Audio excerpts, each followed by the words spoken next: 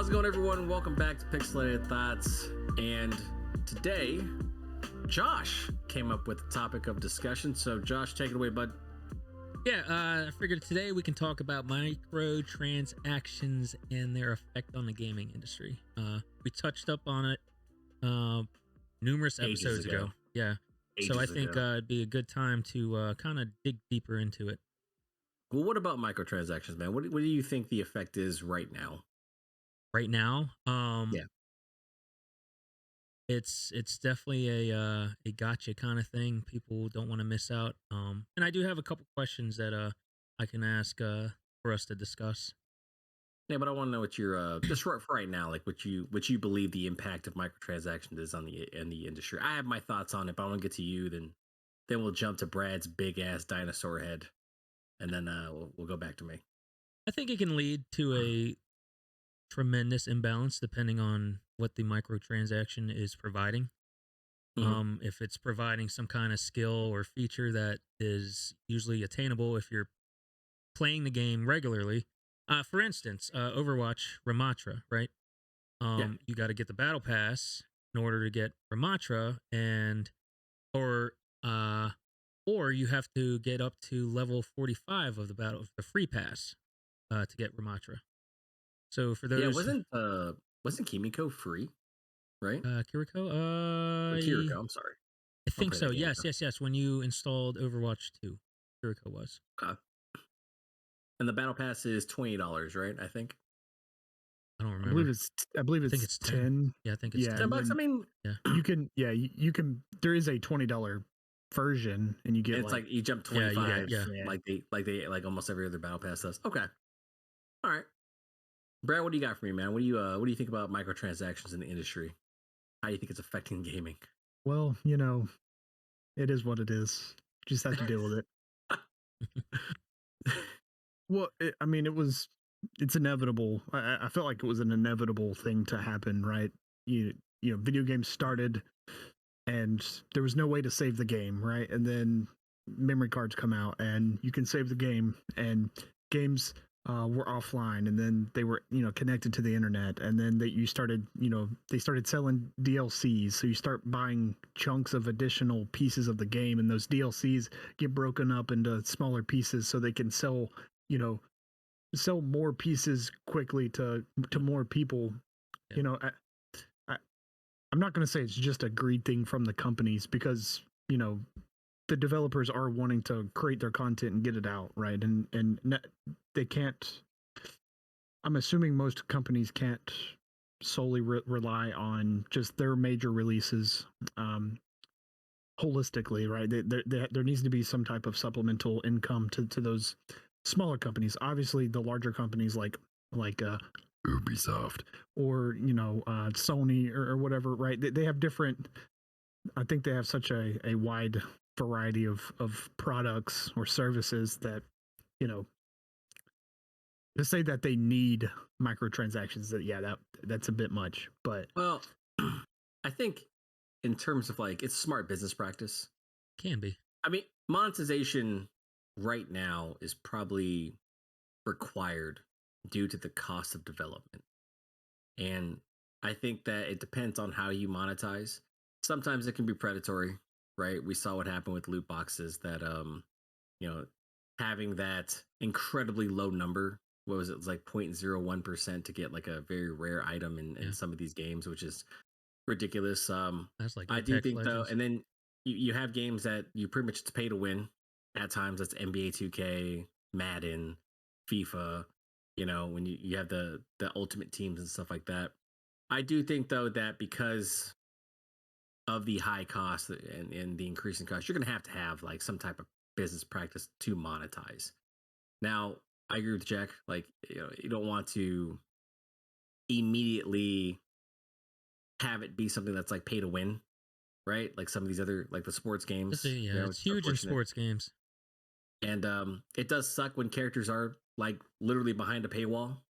Okay. And when they tell you like, oh, it's only 45 levels to get to Ramatra, the thing is like, what's the grind of just going through the normal free pass in comparison to actually getting the battle pass and pushing it that way?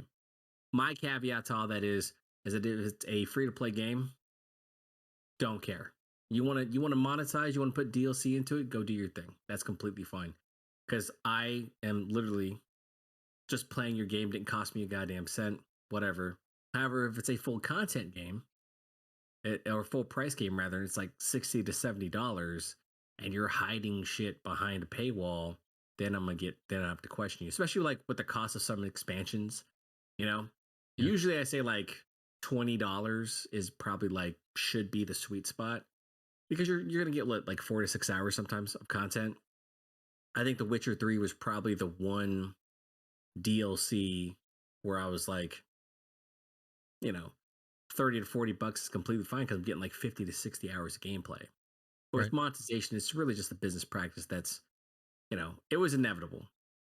It's just the way Bound the to happen. industry was trending. What do you think was the first video game to have a microtransaction?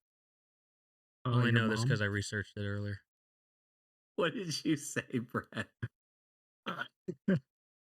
Your your mom. Your I mom think was the first. I know she had some microtransactions. Are you speaking from experience? I know, that's what I'm saying, dude. Is that what you're trying to say? What's he trying to say? She had to get that. She had to pay that DLC so you pass high school, motherfucker. Uh, so oh, sorry. You go ahead. No, Yeah, no, there no. was a question. It's Yeah, the question. there's a question. I don't know the answer to that. I'm trying to think. It's. I'm gonna say, I feel like you should know so this. give me an era. Is it PS2, I'm gonna PS3? say the publisher at least. Okay. And the date or the year. 2006 Bethesda. Oh, it was fuck, Oblivion. Yep. So Right? they sold Yeah. a horse armor in Oblivion for $2.50. It Yeah, this said is it was made as an experiment to test the market's reaction to DLC. Most players reacted negatively, claiming that $2.50 for an in-game cosmetic item was too much. well, wasn't it like also a mod too? Like modders were heavily like, Oh, they probably did it as a mod when they found out they yeah, had to pay for it. yeah. So it's kind of crazy if you think about it. Like modders have been pretty much taking these established games and then adding content to it for free. You just have to download the files and stuff like that. Right. And then I think Bethesda probably went, we could fucking make money off this, and they did. But once again, like I don't have a problem with like cosmetic DLC. No, That's cosmetics. Yeah. That's not a big deal. That's Unless we mentioned this last time we were talking about microtransactions, but unless you're forcing people to pay what $30 for a fucking cosmetic. Well, I mean, also if you're trying to do a lot of in-game ads, I fucking hate that. Like if I'm logging into a game and you're constantly like badgering me, buy the battle pass, or have you seen this new skin which does nothing but cost $20? Like Rocket League, I'm looking at you. Like, let me buy this exotic skin. It's like, how much is it? 25. What does it do for me? Nothing. Just looks really cool. Overwatch has the same issue. Oh, dude, Overwatch's skins are fucking. I think Valorant's the same way, right? Oh yeah, but I feel like I would bet. Well, I don't know if I'd bet. I feel like Valorant's probably top Some money 3 on it. when it comes to how much money people spend on microtransactions. Valorant, like, aren't the skins expensive They're too? expensive I might be as tripping. fuck. Right. I remember the first time I logged into Valorant when it first came out, and they were showing the actual store. I was like, this is. Well, yeah, pricey. and the way I'm they like do it, I think the store mortgaging a house out here. rotates. Yeah, I think the store rotates daily. Oh wow, It should. as exactly Angry Hamburger Man. We should get some into that. To access more, like, we're gonna stop it right here. To access more of this podcast, you're gonna have to pay $5.99. We'll play the elevator music real quick. You'll get a to get more of Brad in animes, you have to pay $10.99 per character. So start shelling that shit out if you want to be part of the cult of Brad. So this is something you mentioned earlier. You said you don't mind microtransactions with free video games. I agree to an extent. I play a lot of mobile games. Obviously, 90% of those are free. But they're heavily monetized for a reason. there's not a bigger turnoff for a video game or for a mobile game when they have like the 60-second ad. Well, no. I actually don't mind ads in a free game. Like Really? yeah. I honestly don't. You Hate know, that shit. now give me the option to pay for the game to not have ads. Like I'm okay with that. Like that. What's the price That's what point? a lot of though? mobile games do. Well, Yeah. What's the exactly. price point though? Well, Do you not say? when they have these like resource bundles for $99 or like $120 or and it's like you understand this game like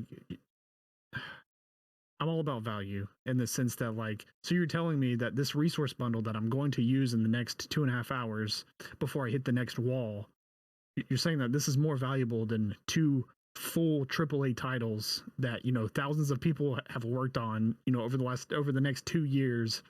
I don't see it. I don't agree with it. Now free to play games. Well, mobile gaming has seen like an incredible surge in popularity Right. in the past couple of years. Like most major developers right now want to have a hand in a mobile game because of just how much money they're fucking making right now. Yeah. It's ridiculous. Like even like if you look at the monetization stuff aside, like that's why Candy Crush is like the best selling game almost of all time, mobile game of all time. It's so much money.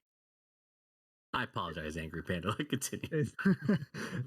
So I think that's also part of it in the sense that they make money, so they're going to continue to do it regardless of how people view it, right? If it's profitable, they're just going to continue doing it. Hence the DLC, hence the microtransactions, hint whatever the next battle passes, right? Battle passes wasn't a thing like 4 years ago, and most to the most extent. I mean, I'm sure it was implemented in some game at some point, but that's a good thing to look up, Chuck. What's that? When was the first battle pass created? Oh, it had to be Siege, right? Or Rocket League, because those are the first. I remember like those two games came out. They had those. God, that the detail in that panda, by the way, it's immaculate. Nice. One of the first known examples of a battle pass concept was seen in Valve's Dota 2 during an event that surrounded the International 2013, the annual esports tournament for the game. That's via Wikipedia. That makes sense. Yeah. So let's blame Valve for everything, right? They didn't bring back Half-Life 3. There's no Left 4 Dead 3. No Portal 3. There's no Portal 3. However, there is Portal RTX. So if you want to, you want to kill your system. Yeah, but it's only intended for a 4080, isn't it? Yeah. Yeah. Listen, you got to pay to play, baby. You got to get that. What is it now? Like $1,500? No. That should be going down like soon. Hopefully, when them 5,000s hit. You know what I'm saying? When I gotta take a second loan out of my fucking house. Absolutely. No, but I mean, mobile gaming is just it's crazy. And then because it's like it's just that short surge of satisfaction, and I think that's such an important thing to remember. Is like that gameplay loop is so addicting. It's like Vampire Survivors, right, Brad? Yeah. Like if Vampire Survivors was fucking free to play, I think me and Brad would legitimately buy any DLC that came with that game. I'm serious. They do have a DLC, by the way. That's what I'm saying. It's pricey, a little bit pricey. It's like $4. It's I don't know. That's breaking the bank. That's too rich for my blood, and I'm cheap as shit. Yeah, but like I look at the how microtransactions have pretty much shaped the way games are developed now. Like once again, we are in this live service model. That's what it is, right? We're in that era, and everyone wants a piece of it. I think Sony's developing 4 to 5 games, live service games. I know that one of the next Last of Us games and one of the Factions games, which was the multiplayer in the original, is going to be its own live service game. So you're seeing this like kind of push because everyone wants to make a lot of money, just having like this model that will absolutely. People are gonna play it, especially if it's free to play. Like there's no risk to you. See, like if you look at right, if I lower the risk of entry and that barrier of entry, right, you're gonna get more people to play your product. Yeah. And then if you get enough people hooked, if I have 1,000,000 people play and I get 100,000, right? And then let's say like 10% of that 100,000 pay for DLC, I'm making a fuck ton of money, Yeah. right? I just, Well, here's the thing, though, it's right? simple. And now, because Commandant Piggy, I'm sorry. if they're focusing more on creating the content to push out for more transactions, does Yes. that mean they're also now ignoring patches that should be So here's, man, that's hard. like look at Call of Duty. Call of Duty has so many problems still, but they're Well, I mean, continuing to put out these skins and shit that people can buy. And something as simple as a name staying on your screen when you're playing DMZ. So when you mhm, come across enemies and they're talking and you have proximity right, voice on, the right, names pop up on your screen.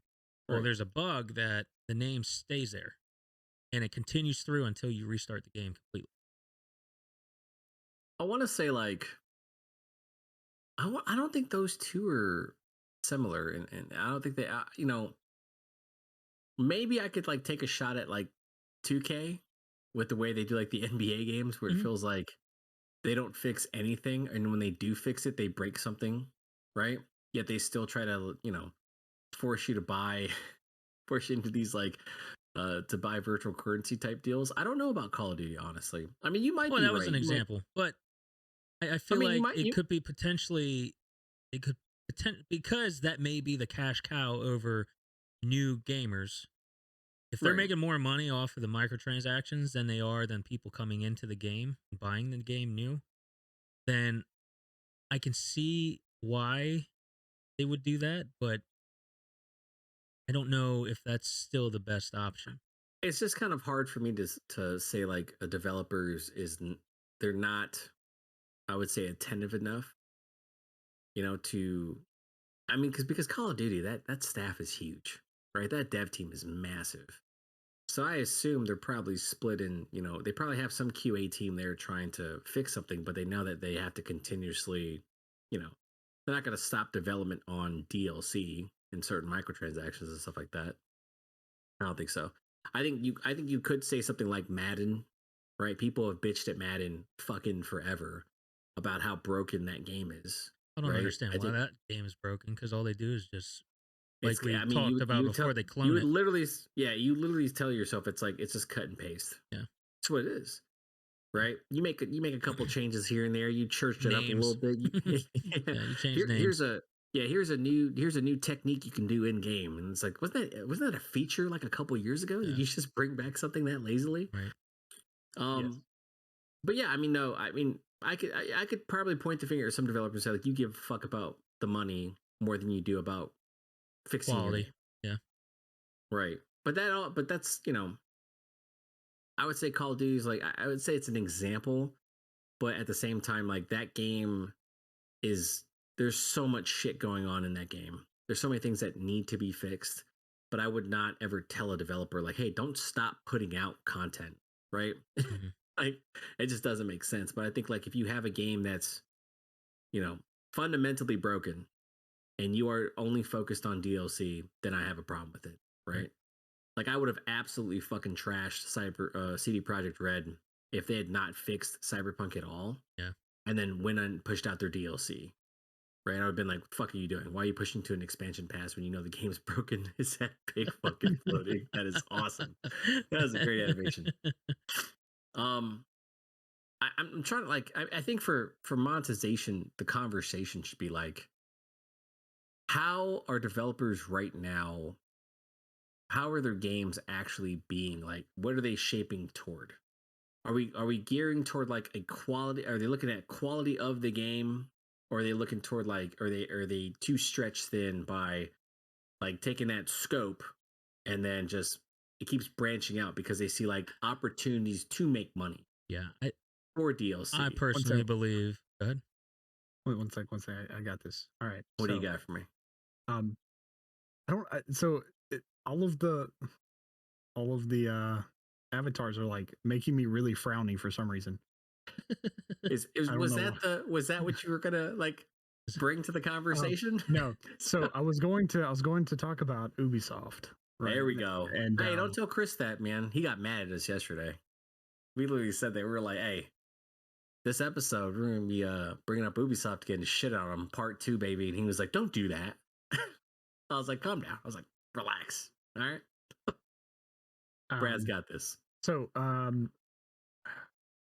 I think I alluded to this in the other episode we talked about microtransactions, but you know, Ubisoft is the prime example of, I think they discovered the model of the live live service game, and then they were like, let's make DLCs for it, and then let's add microtransactions, and then let's add loot boxes, and then let's make multiple editions of the game, and do it for every single game that they own. Like there's no uniqueness in the When did they transfer that, Brad? I forget. It was it just after Siege was made and was successful, I think, right?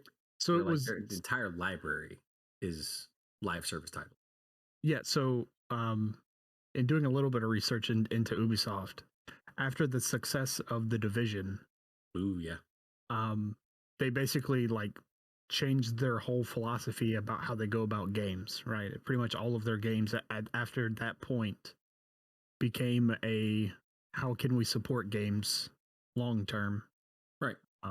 And best way to do it is throw in DLC for a horse skin. and you know, I mean, even Assassin's Creed, right? Even it went in that direction of, you know. My question to you, Brad, is it defensible for a developer to be that narrow minded? Because the fucking crazy part is that recently, you know, they canceled how many games was it, Jake? It was three premium. So they canceled. So it was the ship one. Bone, Skull and Bones. Skull and Bones, and then they canceled 3 premium games.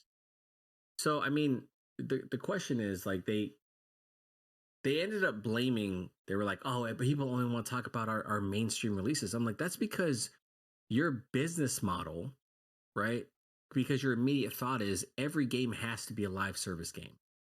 So therefore, you can just put it out there, and whatever community that gets attached to it, you're just going to have them sit there and just hopefully make you money the entire time, regardless of like if the game dies, right?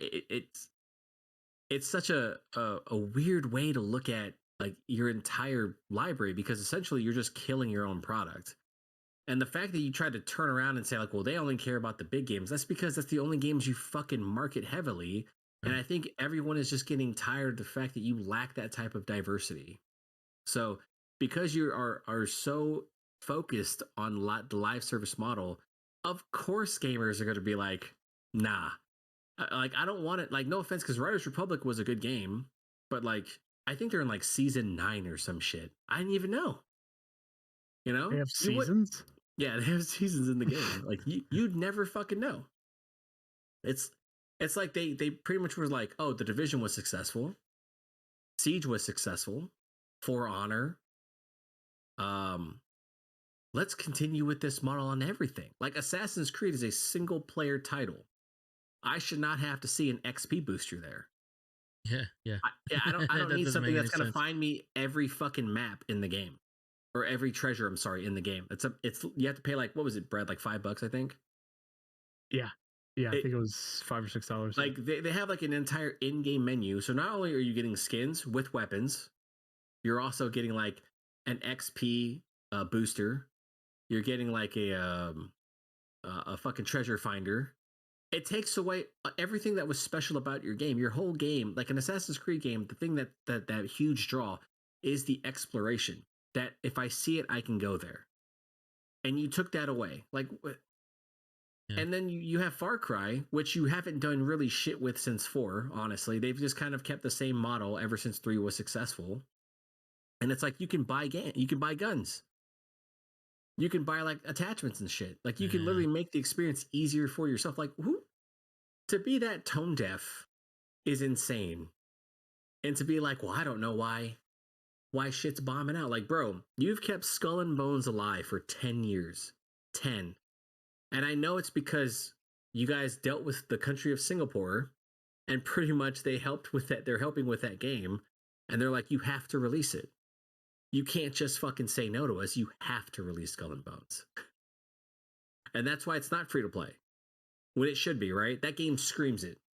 You know it. Every trailer you see, what do you see, Jack, when you see Skull and Bones? You're like, oh, it's customizable ships, crew cannons.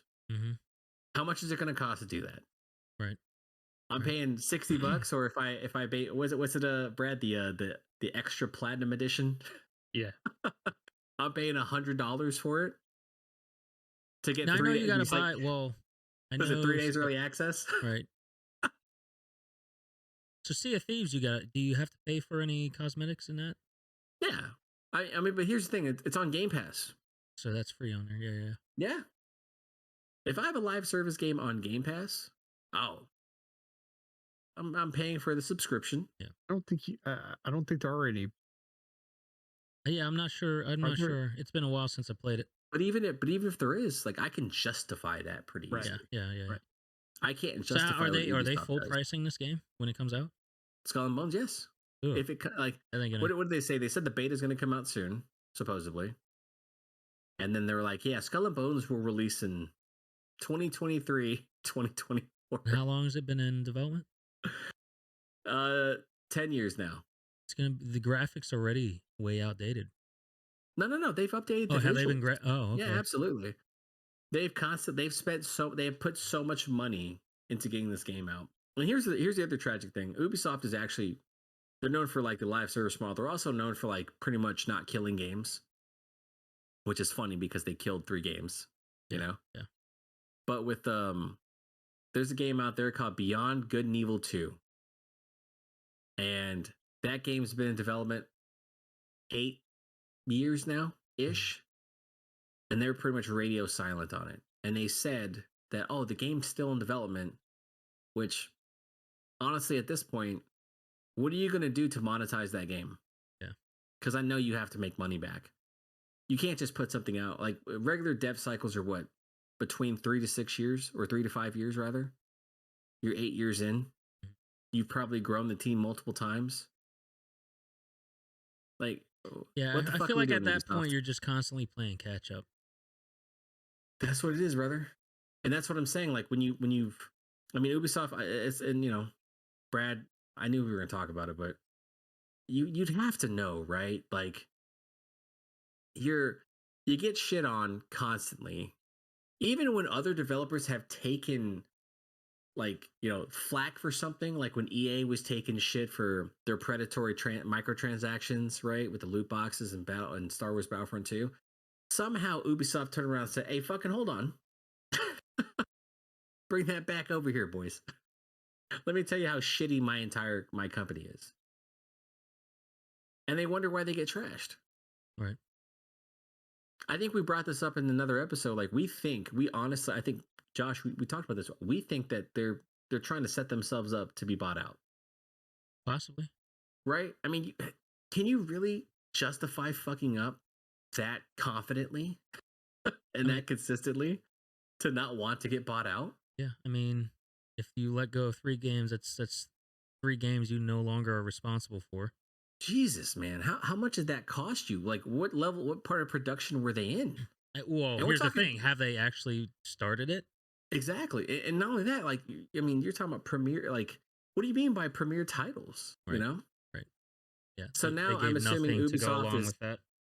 so now I assume Ubisoft is just going to do the thing that Microsoft does. Is just like they have, you know, Microsoft's big 3 is Halo, Forza, and Gears, Mm-hmm. and Ubisoft's is Assassin's Creed, Far Cry, and I don't know what the third one is. Might be The Division, maybe.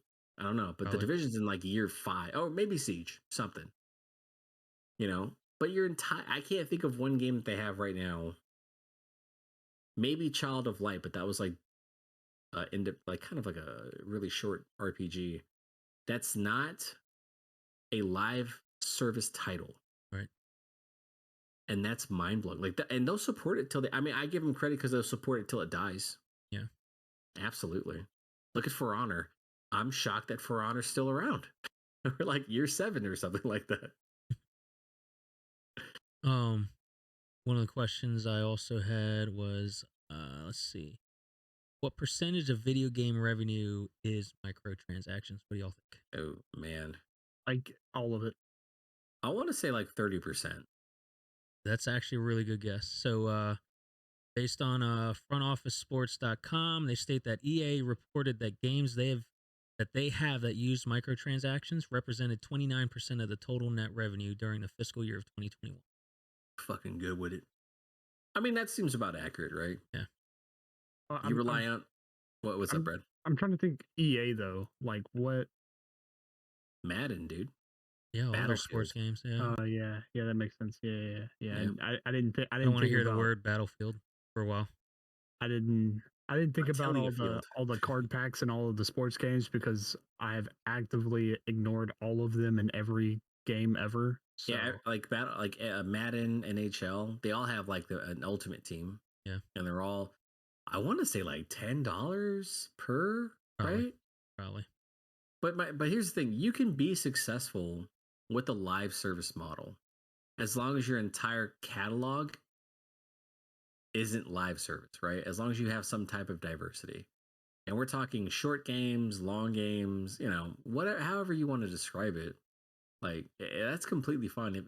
I have always said like multiplayer titles are probably the easiest ones to make live service, right? And if you are a publisher like Sony, and you have your God of Wars, your Days Gone, your whatever, and then now you're pivoting to like some live service titles because people are like, yeah, man, I'm completely fucking down with it. You want to make another Killzone? Absolutely. Holy shit. Is that a sim? yes, it is me. So for those who don't know, that's what actually Brad looks like when he's off camera. Very handsome, right? I mean, he has a beard though, right? Working on it. He has a beard. It's also less terrifying. God, it's got that stare. He's gonna murder me in my sleep. Oh Lord, that Captain Jack Sparrow. Right. But I feel like you need to be diverse. Oh yeah. And Absolutely. you don't see it, right? Yeah. They're the big publishers. They know it too, man. Like I'm so glad that EA pivoted from this like multiplayer only monetization model, but they had to get fucking sued to do so, right? Because EA had always been the big bad. They've always been that publisher who was buying up developers, burying them if they didn't make enough money, and then moving on to the next product, right? And then I think Respawn Entertainment was like, look, we're gonna put out fucking Titanfall. We'll put out fucking Apex Legends. But we get this next Star Wars game. It's gonna be a single player only title, no DLC. Like that's it. So now, with the success of was it Fallen Order? Yeah. Now we're getting Dead Space releasing on January 27th. We're getting Fallen was it not Fallen Jedi? Was it Jedi Fallen something? I can't remember the movie, goddamn game, So even though I where's want to play it so bad. Jedi? Oh, I have it on my list here. Jedi 7. It is Star Wars Jedi Survivor. Yeah, you have Jedi Survivor, and then you're gonna get probably some other games down the fucking pipeline.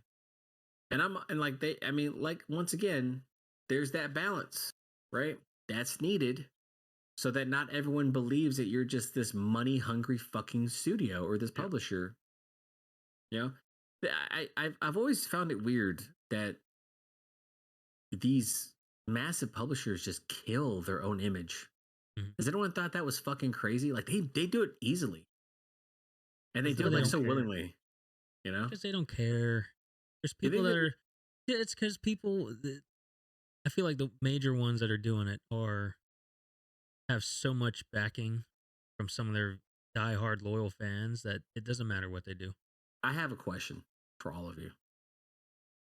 What do you guys think about when? No. What do you guys think about when you see some of these videos during, like, let's say E3 or any of the trade shows where they have like that? It feels like that manufactured video where they're asking like really hardcore fans how they feel about, EA or Bethesda. And they're just it feels like it's just kissing up to them. Like, how do you guys feel about that when you guys see it? They may not be as close. I don't know. I don't know. I mean, if they're marketing and salespeople, man. They're the face of the company. There's they have to be like that. No, but like they're like interviewing fans, Mhm. like the most diehard fans. Oh yeah. And they're like asking them like, like it's so weird. It's like Bethesda it like feels like Bethesda and Ubisoft have it every year. Like I think Ubisoft saved my life. It's like fucking how? Just Dance? Just Dance saved you? God I damn, mean, dude, that's what I'm talking about. it's very positive. I mean, It's valid, I uh, guess. But what do you think um, about it, Brad? I I mean, okay, so if I went to E3 and freaking Ubisoft came up to me and was like, "Do you like Ubisoft games?" I would probably be like, "Hell yeah, I loved some Ubisoft games at some point." I would try to put a positive spin on however I felt Yeah, about but it. I I feel mean, like I'm not they gonna, vet the people before they put them on camera. You know what I If mean? they pulled Brad out and said, "How do you feel about Ubisoft games?" Brad would be like, "I love Ubisoft." And then he shows up in the thing and he just sabotages everything. Ubisoft is a fucking scam. You guys ruined Watch Dogs. Fuck y'all. yes, that is true. I would definitely be like, "Yo, what'd you do to my boy Siege?" Like, Why I is can't believe- Siege so goddamn big and complicated? I am not smart why can't, enough for this. why can't we get Siege Classic? Yeah. Oh god, please don't, man. Let's not pull a fucking Blizzard Activision Yeah. fucking World of Warcraft It- classic. Jesus. so I don't mind cosmetics. I microtransactions in general. Once again, it comes back to value, right? If I'm spending $60 on a game and you want me to drop $10 on, you know, a single cosmetic, a single skin, it's like, so you're telling me this game is worth 6 skins, and obviously that is not true. um, That might be the best bartering thing ever. Imagine Brad sitting there talking to someone from Bethesda. Listen, Starfield's coming out. Absolutely. How much is it going to cost me? It's going to be $70, so about 7 skins. It's like, what? It's like, you heard me. Show me the DLC prices first. Let me see what's on the fucking menu.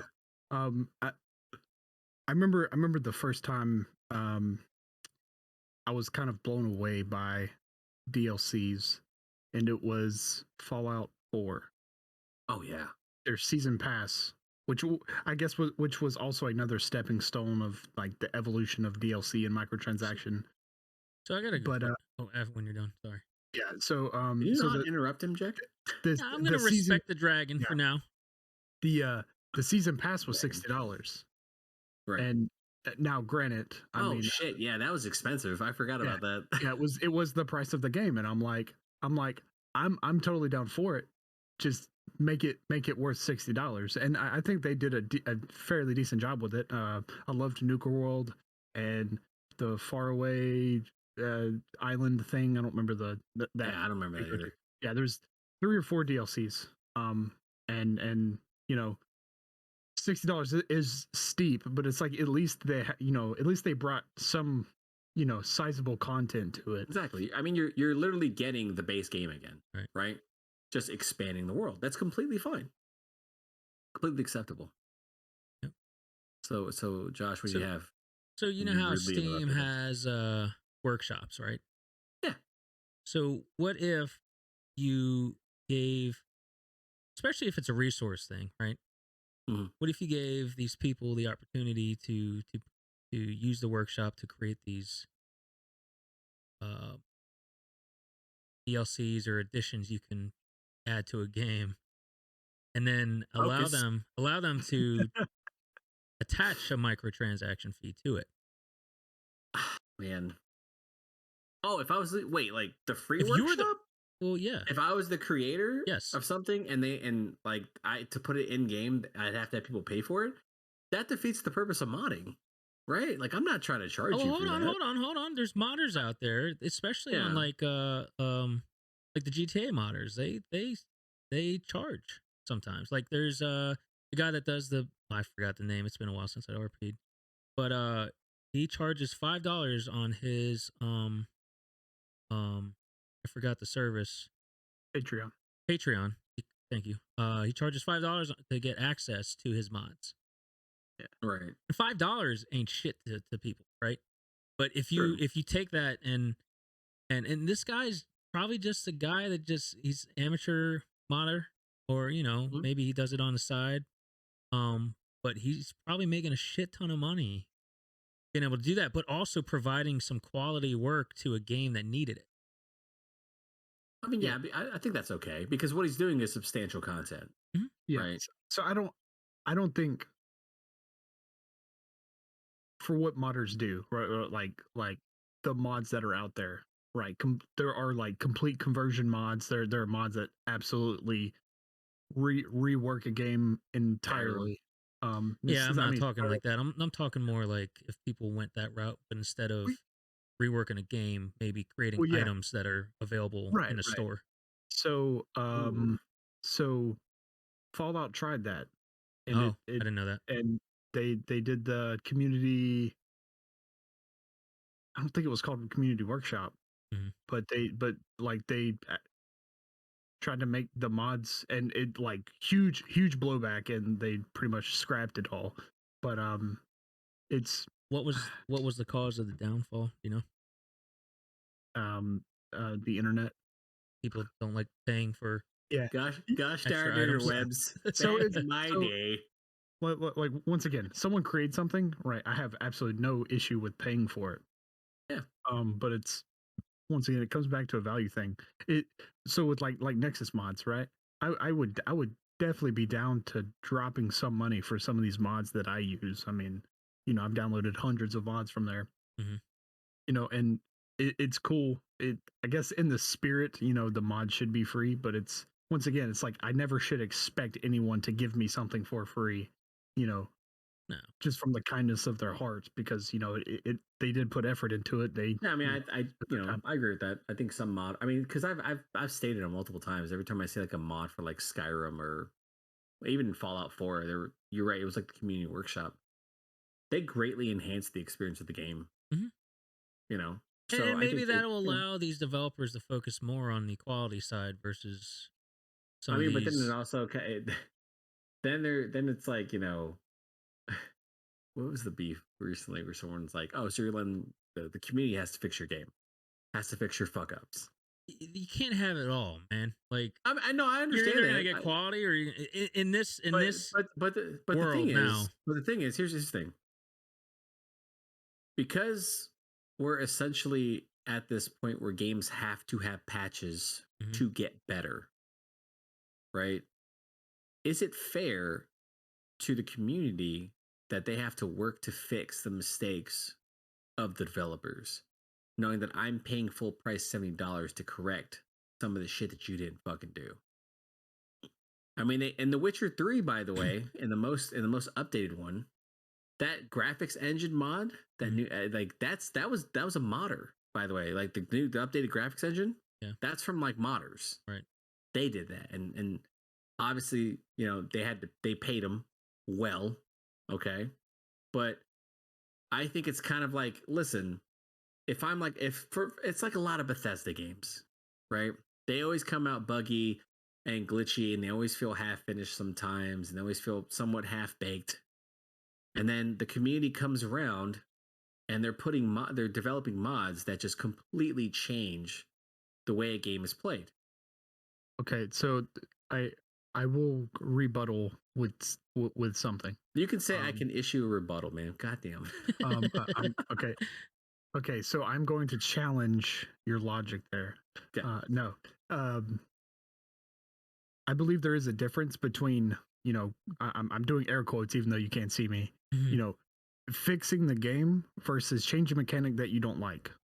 Right now If they're with fixing stuff And I think visually, is that what you're trying to challenge me well, with? no. I'm saying in general, like if they change something in the Oh, no, game.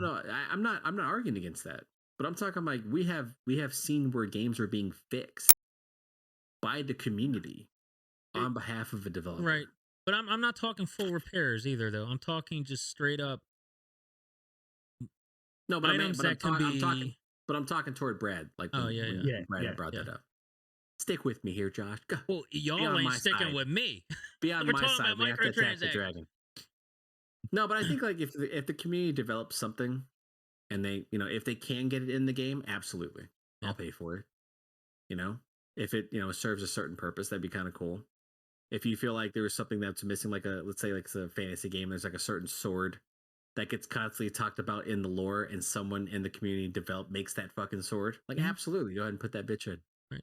I'm all for it. I'll pay I'll give you 3 pennies. I mean, look at can do. Rust. You have technically, I guess you can call microtransactions to get different items in the game. Like you want this garage skin. All right, well now you got to pay $1, 75 cents or something. I'll give you $3.50. I'll give you a fifth of a skin for that skin. But here's the thing, right? You're paying less for amateur developers, Which part of the modders to skin do am I this, getting? right? Finger? But you're paying less for something that comes from somebody that's not from a AAA developer or studio. But then on the other hand, the studio is probably also saving money on a developer that could have costed $100,000 or more. I mean, essentially that's why you open source, right? Right. Like your game, you open it up to modding. You have, I mean, it's just a smart business practice for smaller developers because, let's talk about Arma 3 becoming PUBG. Yeah. Right? It's just what it is. I just feel like, when it comes to AAA publishers, right? When we talk about monetization, let's getting back onto that point, right? When you talk about monetization, it's kind of like how some very large publishers have kind of created their game. It's like, yeah, we've created this, path forward, but at the same point, how can we monetize it? How can we maximize our profit from that? And I think, it's led to so many like serious conversations amongst the community. Like, are we getting fucking ripped off? Mm-hmm. And I think that's, I think that's a legitimate conversation to have. It'd be cool. No, if maybe some of these AAA games, especially a lot of these live service games that have a lot of microtransactions involved, if they had maybe, and I don't know if it already exists, but if they had like maybe an opportunity, like a drawing board week where the community can kind of vote on what they'd like to see as new oh, bro. Have you been into Reddit? Well, all right, Reddit's a bitch session. No, but I'm site. saying like I'm talking the actual developer providing that. Dude, most developers are. I want to say Warframe did that or does that. Yeah. They do like that. They have a lot of. See, Warframe has a lot of shit. There's a lot of stuff in that game. They do. It also freed out. Yeah, they're free. They do have a lot of monetization in the game, right? They do have a premium currency, and you buy stuff. But if I'm not mistaken, but if I'm not mistaken, they do like competitions or contests, and like the winners, they're like they design items or weapons or whatever, and either the winner gets like a prize, and then that item gets put in the game, or like if I'm not mistaken, they've actually hired several people that we're actually submitting content into the contests. That's nice. So I mean, yeah, I've always liked. Are we giving a thumbs up to the Warframe developer? Oh, absolutely, dude! Like what they've done. I've heard a lot of good things about Warframe. Those guys are criminals. No. When Destiny 2 came out is when I got into Warframe. Because I had several friends that were like, "Yo, it's so you basically downgraded gameplay wise." Is what you're saying? No. So it was they're like, "Listen, if you want to play Destiny 2 but for free and enjoy yourself, play Warframe." So shots across the bow.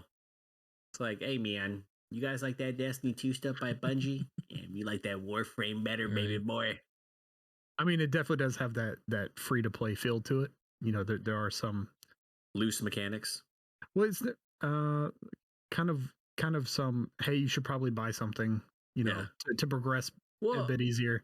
I still think to this day, like the one game where I feel like they kind of nailed it is Genshin Impact. Like, you can legitimately play through that entire game and never not have to spend money. Yeah, not spend money at all. Yep. And it's a really high quality game. And I like, once again, I don't know how they did it. I don't know how they got that perfect balance. Because everyone's like, it's a gotcha game. It's a gotcha game. It's like I They did. get that shit, but I don't have to. But like when they tell you, when the developer says like you don't have to pay for shit, they're not lying. They're Where not do they lying get at their all. where does the funding come from then? Sony probably. I mean, Mahoyo. I think they worked like closely with Sony. They had like because Sony acted as like the publisher for the PS5 and stuff like that. And then they also have like various like mobile deals and stuff. So, Yeah. you know, it's just. I mean, it has like that AAA quality feel, and it's free to play. Yeah. No, it's a great And game. I think that's what I love, and that's why I don't knock Fortnite. Right? No, it's I think Fortnite has a AAA quality feel, and it's fucking free to play. They're probably the. I wish Epic would show more fucking love to Rocket League. Right? I mean, Epic, you fucking assholes. Psyonix was doing it right with the boxes. Oh man, that is my least favorite microtransaction is the box and keys. Well, just box and keys. Really? I hate that. Let me issue a rebuttal to you, motherfucker. Nope. We are ending the podcast right now. All right. So Rocket League, and Jack knows this. Like, I think we were cool with the keys and completely okay the with loot box. That was actually a really good system. Here's what we're not okay with: is having as many fucking blueprints. Yep. And then you gotta pay $10-$20 to fucking unlock those. Oh, it can be up to like $30. Fuck that. Nope. I don't know how many blueprints I have. It's like it's got to be over 1,000. And for some reason, I'm just like, can I sell these for credits? Yeah. I have a lot, man. And I remember I posted something on TikTok, and this guy was like, on God, I really wish they would just bring back the loot boxes with the keys. And I was like, dude, it was perfect. It really was. It was a good system. Or if they're not going to do that, they should do something with the blueprints where you can trade them in or do something. What's funny is that you can trade those blueprints in for more blueprints. For higher blueprints. Yeah, I don't. Nice. It's like Psyonix, like, dude, I'm not. Well, even if they take it right and then make it when you recycle it, right? You can call it recycling. You recycle it, and then you get things that turn into bits or coins, and then yes, it may be as difficult as Overwatch is, right, with coins right now. Maybe make it as difficult as that, and just make it where you have to get. That's my favorite system. The coin system in Overwatch is so fucking funny. Yeah. Like how much does a skin cost? Like total, like in coins. Like 2,000-3,000, right? I mean, it depends on the rarity. Yeah. Like 2,000, 3,000. And then it's like I'm getting like 90 coins every like fucking 8 levels. It's like I'm working my way up, Dad. One day that skin by Ramatra will be mine. But today's not that fucking day. And once again, if you go into Overwatch, right, they have a currency bundle that's $100, and it's like, oh my god, how much do you get for it? Not much, I don't think, right? It's like how many skins? 5 skins? Skin and a half. I don't know. Can you imagine? Let me say something. If you are a developer right now, and we catch your fucking game, and you put out something where it's like a skin costs you $50, I think we will commit an entire show to shitting on you, and we will do so without even fucking thinking. Yeah. Like I really want to. I have that question. What's the max price you'll pay for a skin? Honestly. Wax on, wax off, Brett. 15 is the max. $15. Okay. I think that's fair. It depends. It depends, right, on rarity too. Like if you're offering a skin that you're never going to offer again, and this skin is only available for a week, I may pay 20. Depending on how well, and you better never let that be available ever again. Dude, that shit happened in Rocket League where there was a tournament. It was a tournament reward. It's the alpha thing, ain't it? No. It was just a tournament reward. Oh. So it was a tournament reward, and somehow it ended up in like one of the in the shop, and people were like, "Yo, what the fuck? It's so dumb. Like, what is this?" Yeah, it's because they just weren't paying attention. Brad, how much would you pay for a skin? Everyone, don't go into his Overwatch. He has like all of them. If My dolls, oh they're yeah, all mine. If Mercy. I was to like buy a singular skin, right? Like if the store had all the skins available and it was just like, all right, I'm gonna buy one skin to have for this character, I might drop 10. Right. I'm very cheap on the cosmetics. I honestly don't care, especially in a game where I'm never gonna see the character. I mean, Well, see, if it's like a character I'm playing heavily, Yeah. I think I can justify 15 up. Maybe. now 15? Yeah, now 15. like in general, 50. No, 15. 15. Oh, okay. Fuck now 50. in general, I probably won't spend more than $3 or $4 on a particular skin. Like if I'm just like buying skins to have, like my whole roster just having, kind of a unique look to it, right? I'm not the person to go out of my way. I may have collectively dropped $20 in Overwatch loot boxes when their loot box I don't system even actually want to made talk sense. about how much I spent on Rocket League. Oh, dude. I spent a lot on Rocket League. It's so bad because like the fucking problem is that with Rocket League, like especially when the blueprints came out, you couldn't directly trade for like an item, right? You had to like trade for like some people were like, I got this blueprint, but I don't have any credits. Like I'm gonna spend $20 to trade for this item. It's fucking stupid. Mhm. Right? They pretty much destroyed their own economy, right? The trade economy, which was fucking hilarious because like I did not know that trading was such a big deal in Rocket Oh, League until I I saw did like some trading. how expensive a lot of shit gets. Yeah, Like like the the titanium alpha white. boost. Oh, The alpha oh, boost is expensive. But yeah, the the alpha boost titanium is white. like What the fuck is that car? we have a buddy. His name. He actually traded. I think his alpha boost. It was like $3,500 almost. No, I think he made like 6K off it. Jesus. Like $6,000. Yeah, it's he only got it during the alpha. Jesus. Anubis, my liege. I think it's fucking But horrifying. see, the nice thing that Rocket League offers is the ability to trade. Yeah, I kind I of think wish. that's positive. I kind of wish some of these other games would provide that avenue. Would mirror that. Yeah, it's a smart business strategy. I think people will be more likely to spend the money. Yeah. Well, here's the thing. I don't think any of the free to play games, in terms of like their stores or into the monetization practices, I don't think any of it's predatory. You know, I think everything is tempting, right? As it should be, especially if you play the game enough and you're like, God, that skin is dope. I might drop a couple, biddies. a couple fitties on them bad boys, right? Might get a package. But I don't think like I haven't seen one yet where I'm like, holy shit, dude, that is a terrible business practice. You know, it is frustrating sometimes when you're paying $10 for a skin or $10 for a battle pass, and you have to fucking still wait like God knows how long to unlock a character, but you're getting that XP boost, right? So they kind of further incentivize the battle pass. You get exclusive skins that should not show up in the store. Completely fine with that. Now, if I'm not mistaken, if you buy Overwatch's battle pass, you just unlock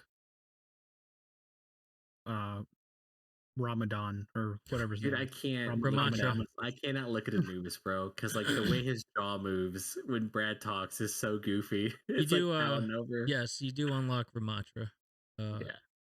From Oh, the really? get-go. When you Yeah, direct, when you yeah. purchase the battle pass, you get So, Ramatra. in a sense, you do have a character behind a paywall, Mm-hmm.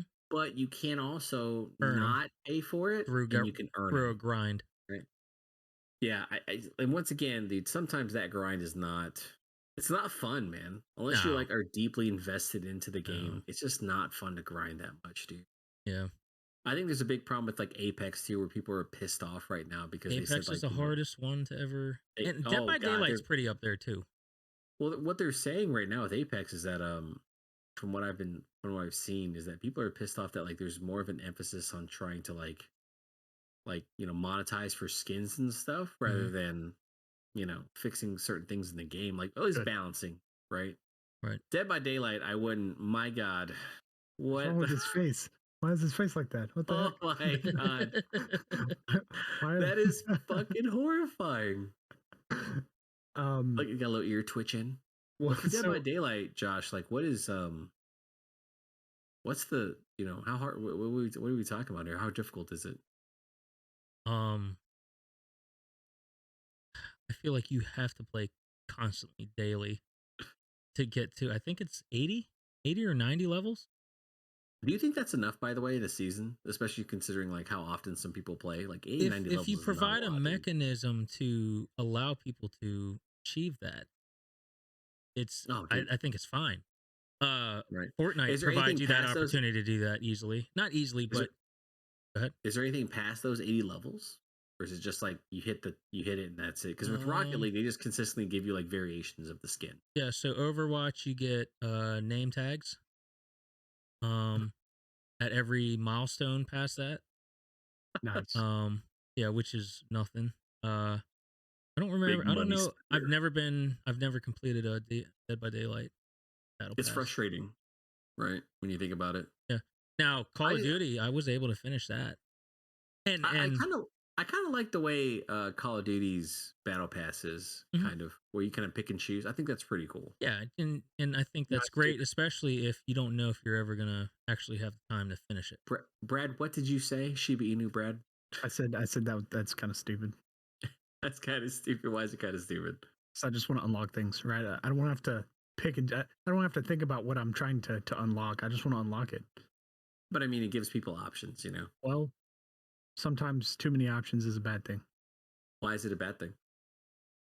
Sometimes you think you know what you want, but sometimes we know what we need. So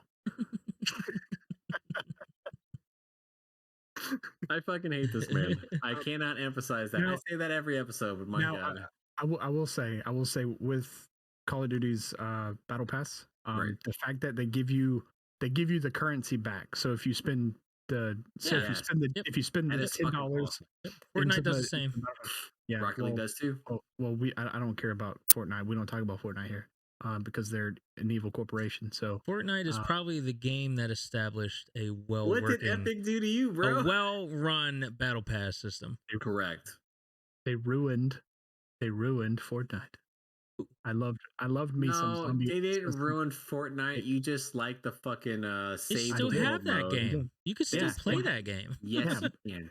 You can, but however, it never reached its full potential. All right, they were just like, screw this. We're not making actual billions off of this mode, so we're going to make our Honestly, trillions. I I don't mean, blame them. I'm butthurt Oh, I about the don't fact that either. they I don't took blame them. developers away from Paragon, Exactly. but I See, that's what understand I'm that was saying. their best. That was the best thing they did. Yeah, Well, but Paragon was bad obviously. though. However, I hate It was them not for it. bad. It was not bad. Paragon was fucking trash, and I'll die on that hill. No, no, it wasn't. I'll make Jack sad. It Make me is feel good. sad. I think that but yeah, I mean, generally when you look at it now, right? It's kind of like we're gonna get some closing comments, and the way with monetization today, it's really shaped the way a lot of games are developed, right? Where it feels like you get to a certain point and you're like, oh, well, you don't know where this treasure is. Here's fucking $5 and you can find all the All of them. treasure Yeah. in this massive open world, right? Oh, you work 40 to 60 hours a week or 40 to 80 hours a week. Here's this XP booster. Hmm. Oh, you want the game 3 days early? Yep. Here's this pay $100 to get 3 days early access for no fucking reason. That's Because you might have accidentally reset, experience.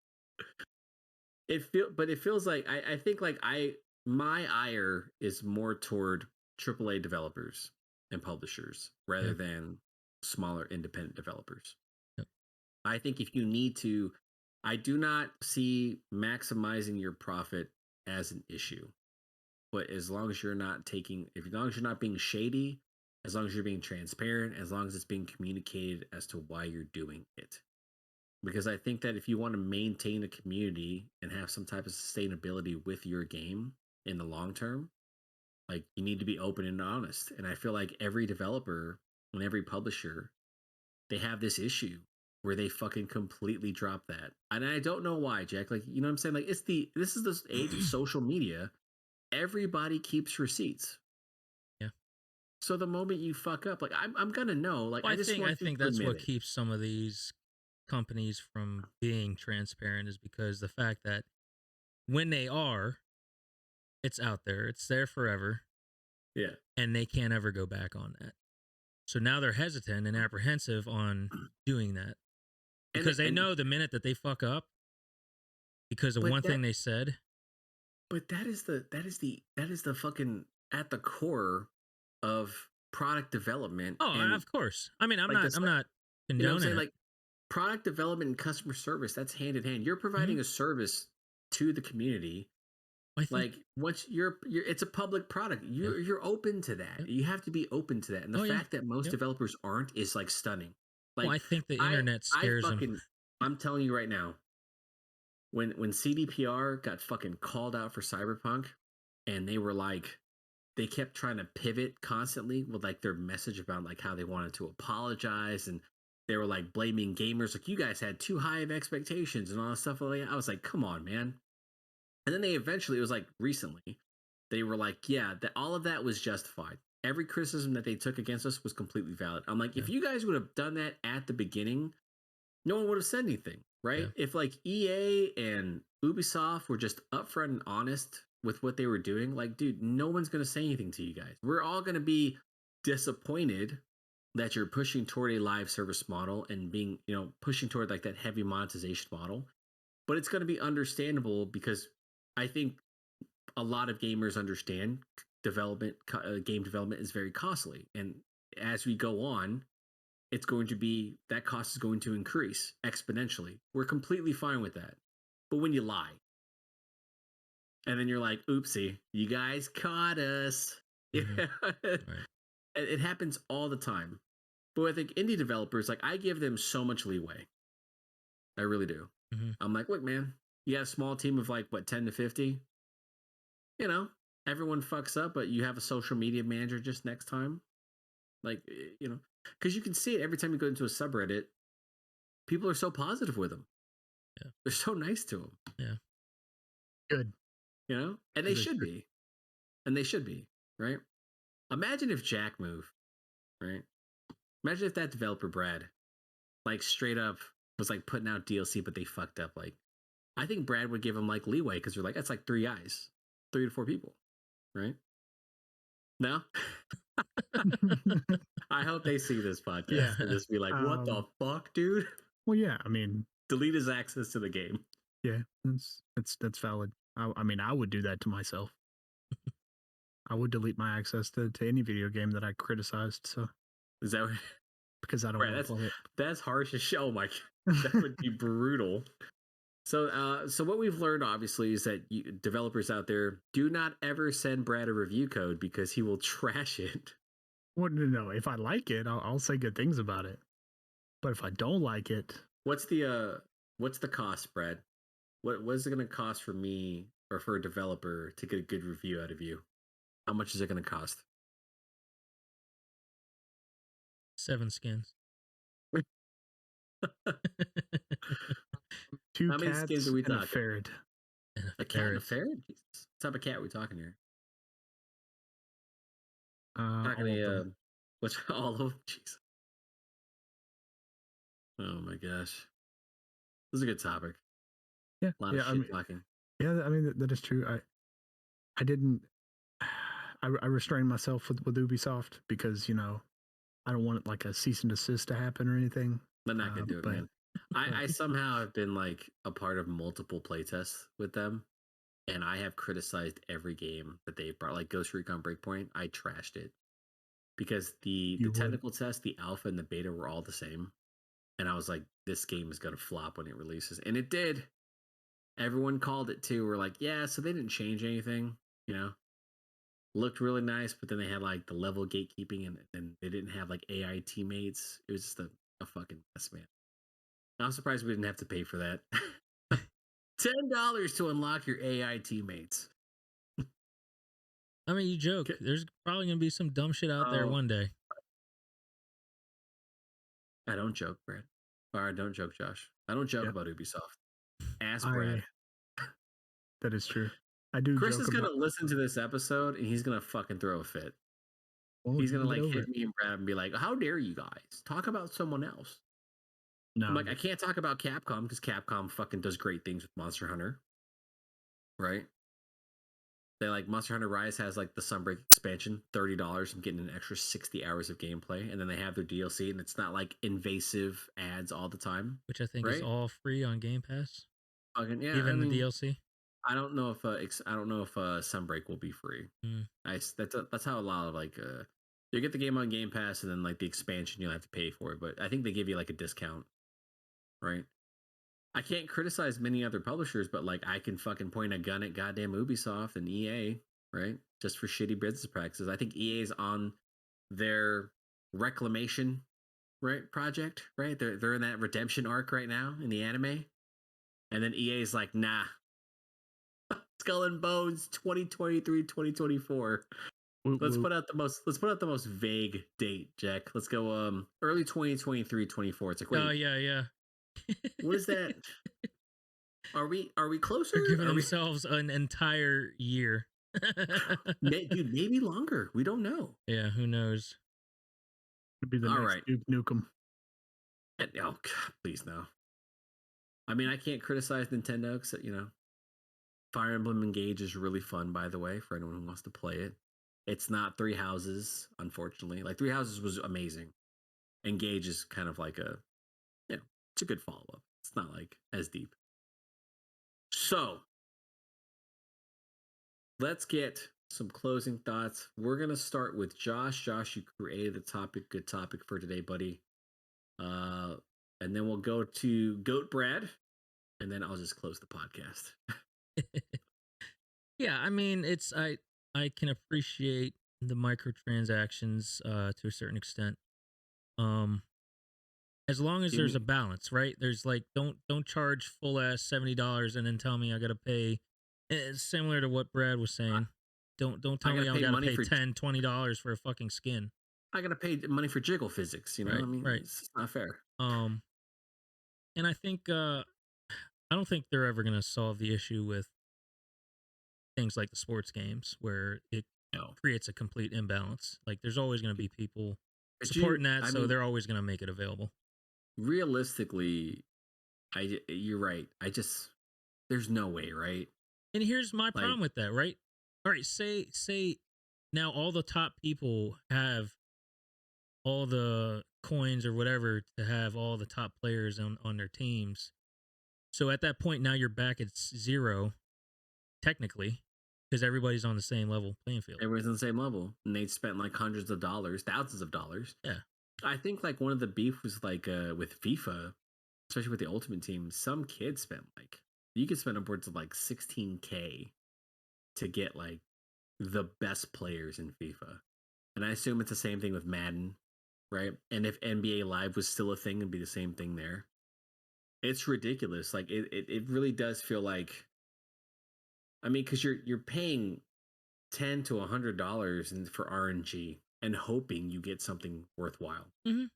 Oh yeah. Brad, does the for the ultimate teams aren't they limited like in terms of play too? Don't you only get those players for like 5 to 10 games or something? Am I wrong? Um, I think in the NBA, I think you do Yeah, get was it? contracts. Yeah, it's like contracts, And then you lose so them you're for not. good Well, I don't think you lose them. You just can't play with them, right? Until you have the in regular contracts. season. Yeah, Okay. Yeah, no, like something. ultimate team, yeah, something like that. Yeah. It's But you can fucking. play it on like offline or It's wild, dude. How expensive that is, that's right? nah. Listen, that's what we should do. We should start a game, right? Just the faces of Brad, and he's a couple $10 for each face change. Let's start a Patreon for no reason DLC. That's good shit. Brad, the floor is yours. All right. I thought he fell asleep. I got some presents to drop on y'all. Uh, Motherfucker, it's January. Late. Microtransactions, yeah, they're a necessary evil at this point. I You can't just say that and not elaborate.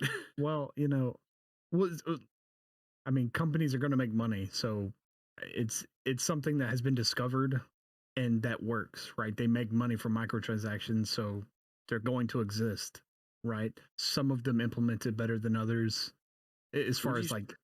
But I don't think necessary evil is the word I'd use. Okay, They're sorry, not they're not just evil. My necessary. bad. There you Yeah, go. yeah. It's just There you it's go. just late stage capitalism, you know, at its finest.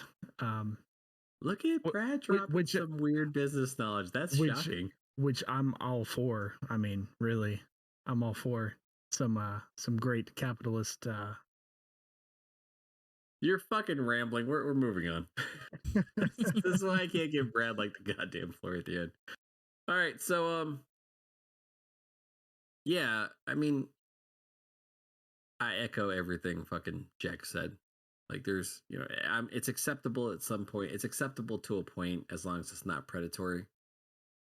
I do wish that they would get rid of some ads, and I hope that some publishers recognize that not everything has to be a live service title. Not everything has to have like um, perverse amounts of monetization. You don't need to do all that all the time. Ubisoft, we're fucking looking at you, obviously, and there's probably other examples out there that I'm pretty sure someone's gonna bring up to me when I post like a TikTok of this. But Uh-oh. yeah, someone's gonna be upset. You dare you talk about Ghost Recon, bro? Yeah, so that's gonna do it for us this time. Please make sure to like, share, and subscribe. We are on YouTube. Leave us a comment below about what you want to hear us talk about next. We do shift things up with Down the Rabbit Hole and Pixelated Thoughts. This will be out on Friday, as we usually put it out, and then it's super easy now to just kind of clip shorts from this because Brad gives me content, little shitbag. Next week we'll be doing a Down the Rabbit Hole, and I don't know if any of you guys are going to be on it. If you guys don't want to be, just let Chibi know. Let's see here. Yeah, let me know what the topic is. Next topic for Pixelated Thoughts is going to be decided by Brad, which I have one if he doesn't have one. You know damn well Brad's going to have a topic, bro. He's going to have a topic. It's going to fucking terrify me, and I think I have one and a guest for my next one. I think that wait, what is this? So we did 4, 6, 7. Oh no, we're very close to our 50th episode of Pixelated Thoughts. Yep, we are on. Awesome. You know what? I'm gonna throw an audible. Fuck that. Josh, This is the 50th. you can do next week's episode too. Okay. Because I want Brad to do the 50th. You which mean is not the next week's, but the next Pixelated Thoughts. Yeah, the next Pixelated Thoughts. So Brad will do the 50th, which will be fucking terrifying. My ending stuff is like, so Dead Space comes out January 27th. Pick that up. It looks fucking awesome. Looks like it's gonna be a good return to form for survival horror. They keep putting out this bullshit like the developers are afraid to play it at night or something. I'm like, guys, you guys did that with Dead Space 2, where it's like your mom doesn't approve of Dead Space. It's like, yeah, she does. She likes horror. What are you talking about? But that is gonna do it for us this time. Shit. Brad, do the outro. Give me. Ba-dum-bum. Thanks, everybody. We'll talk to you next time. Sorry.